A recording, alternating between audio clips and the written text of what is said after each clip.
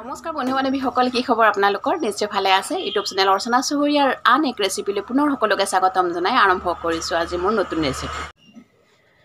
বন্ধু বান্ধৱীসকল, আপোনালোক সকলোৱে জানে কঁঠালৰ উপকাৰিতাসমূহৰ বিষয়ে। গতিকে কঁঠালৰ এটা ৰেচিপি খোৱাৰ লগতে ই শৰীৰৰ বাবে বিশেষ উপকাৰী এবিধ খাদ্য।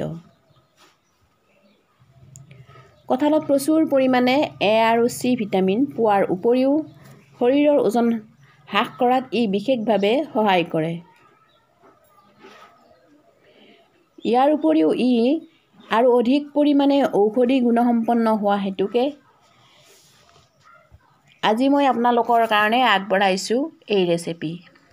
আশা কৰোঁ আপোনালোকে এই ভিডিঅ'টি চাই এই ৰেচিপিটি বনাবৰ কাৰণে চেষ্টা কৰিব। আহক এতিয়া আমি ৰেচিপিটি বনাওঁ।